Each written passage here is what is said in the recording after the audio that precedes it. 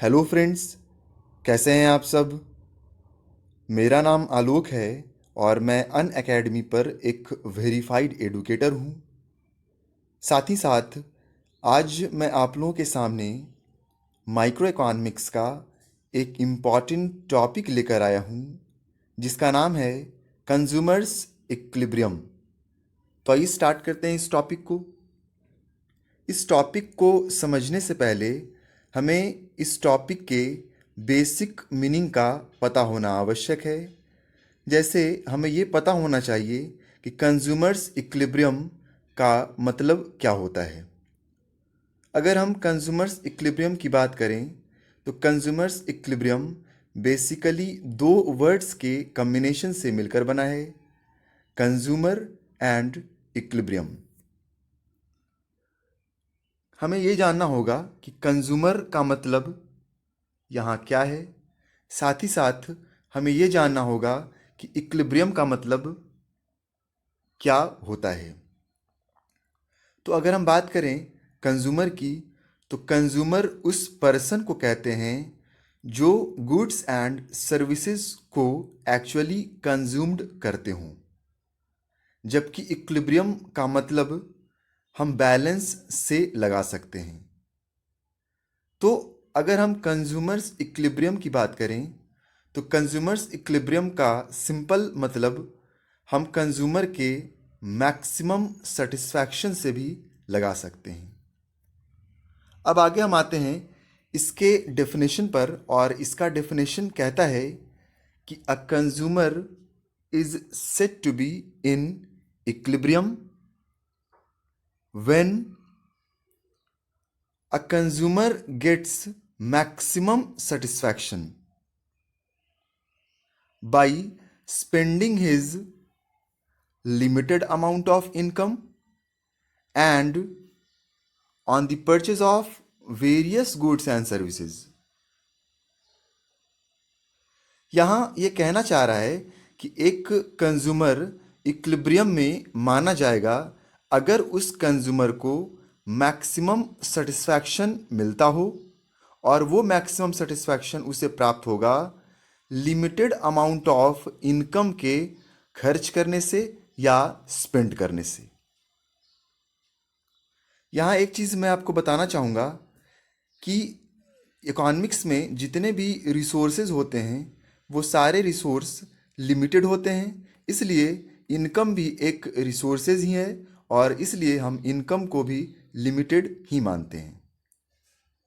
तो एक कंज्यूमर को इक्विलिब्रियम में माना जाएगा अगर वो कंज्यूमर मैक्सिमम सेटिस्फैक्शन को प्राप्त करता हो और वो मैक्सिमम सेटिस्फैक्शन उसे लिमिटेड अमाउंट ऑफ इनकम के खर्च करने से मिलेगा, और वो लिमिटेड अमाउंट ऑफ इनकम एक consumer various goods and services को परचेज करने में करेगा।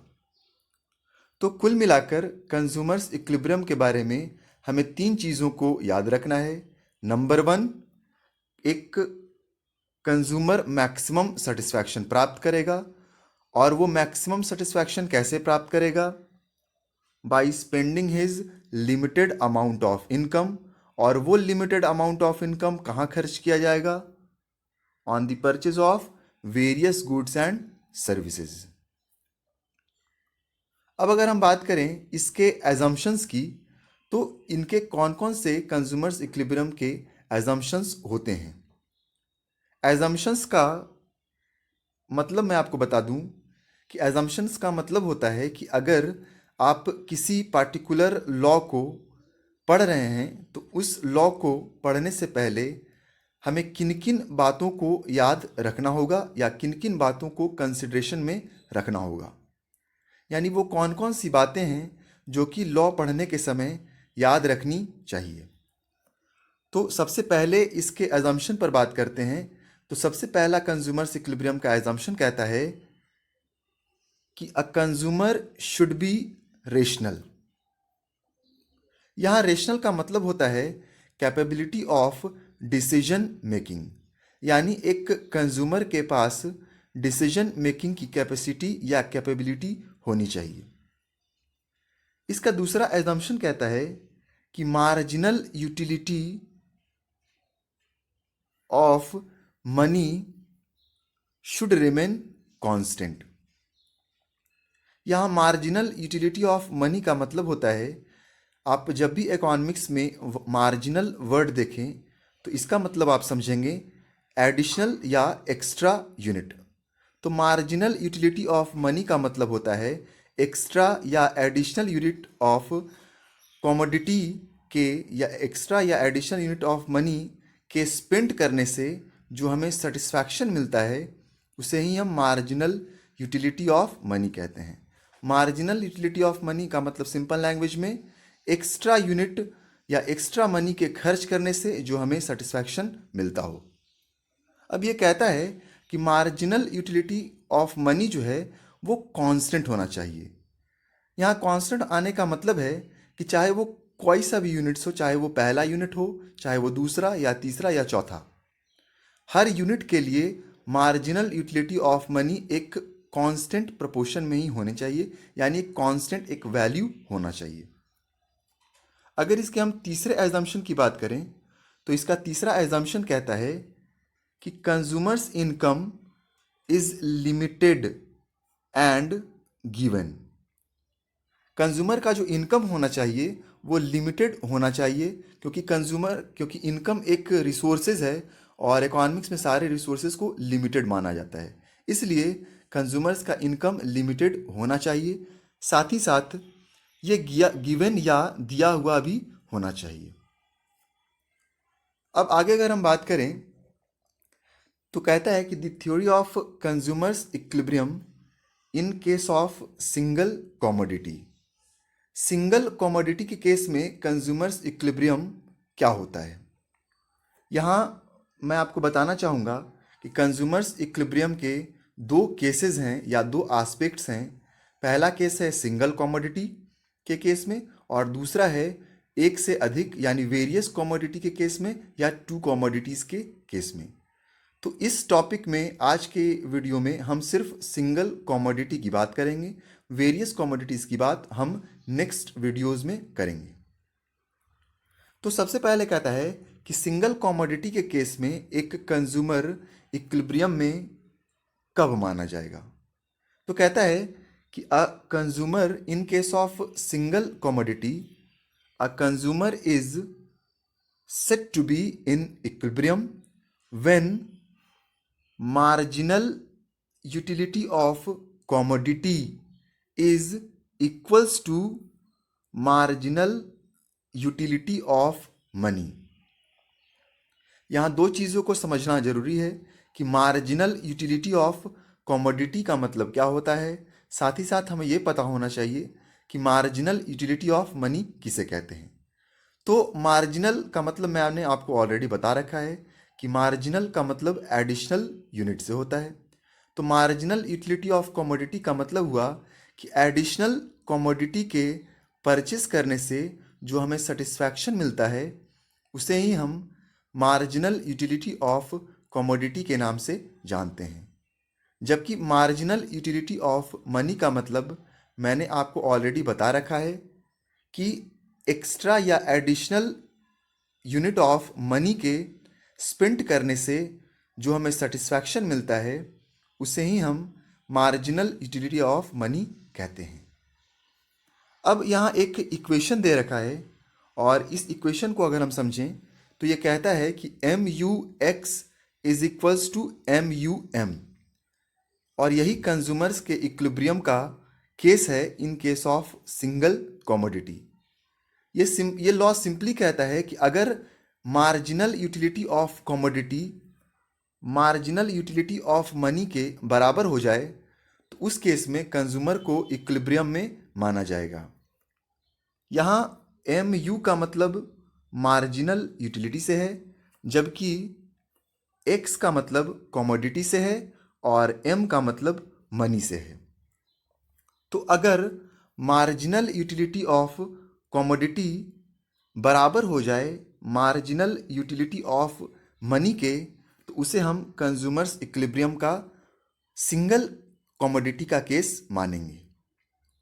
इसका मतलब ये हुआ कि अगर हमें एडिशनल यूनिट के परचेस करने से जो सेटिस्फैक्शन मिलता है, वो अगर एडिशनल यूनिट के स्पेंड करने से या एडिशनल यूनिट ऑफ मनी के स्पेंड करने से जो सेटिस्फैक्शन मिले, अगर उसके वो बराबर हो जाए, तो उसे हम कंज्यूमर्स इक्विलिब्रियम के नाम से जानेंगे।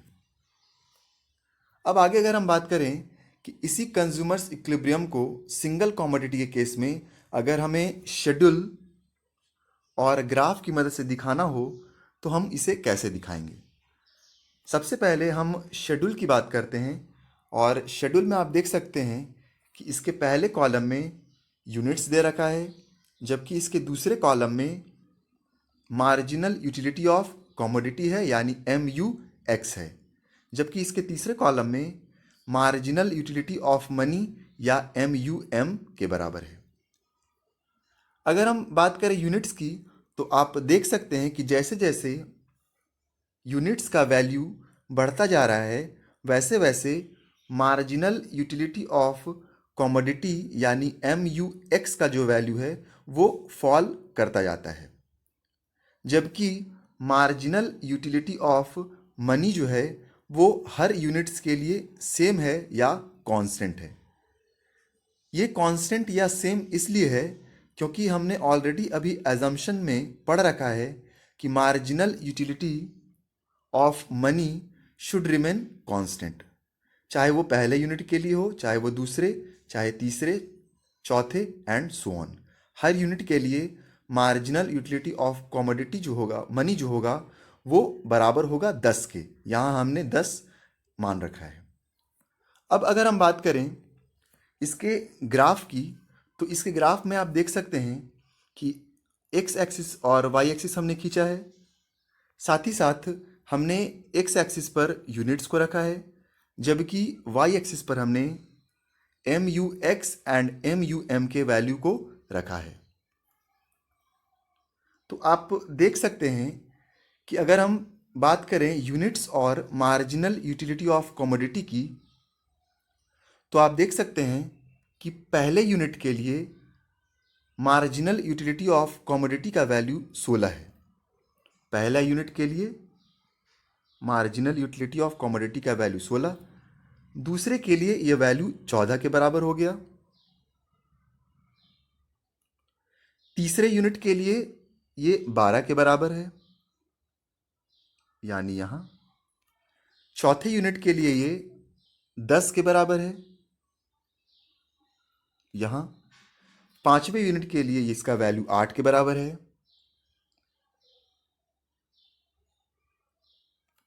और छठे यूनिट के लिए इसका वैल्यू 6 के बराबर है। तो इस तरह से अगर हम सारे इसके जितने भी डॉट्स हैं, इसके डॉट्स को अगर हम मिला दें, तो इसके डॉट्स के कॉम्बिनेशन से एक डाउनवर्ड स्लोपिंग लाइन खिंचाएगा, और यही डाउनवर्ड स्लोपिंग जो लाइन है वो मार्जिनल यूटिलिटी ऑफ कमोडिटी या MUX को रिप्रेजेंट करता है। अब अगर हम बात करें यूनिट्स और मार्जिनल यूटिलिटी ऑफ मनी की, तो आप देख सकते हैं कि पहले यूनिट के लिए इसका वैल्यू 10 के बराबर है, दूसरे के लिए भी इसका वैल्यू 10 के बराबर है, तीसरे के लिए इसका वैल्यू भी 10 के बराबर है, चौथे के लिए भी 10, पांचवें के लिए भी 10, और इसी तरह से छठे यूनिट के लिए भी इसका वैल्यू 10 के बराबर है। तो इसके कॉम्बिनेशन से इस लाइन को अगर हम प्लॉट करें, सारे डॉट्स को अगर हम प्लॉट करें, तो इसको प्लॉटिंग से एक स्ट्रेट लाइन या एक पैरेलल लाइन जो कि एक्स एक्सिस के समानांतर या पैरेलल होगा, एक लाइन निकल कर आएगा, और यही line marginal utility of money को रिप्रेजेंट करता है।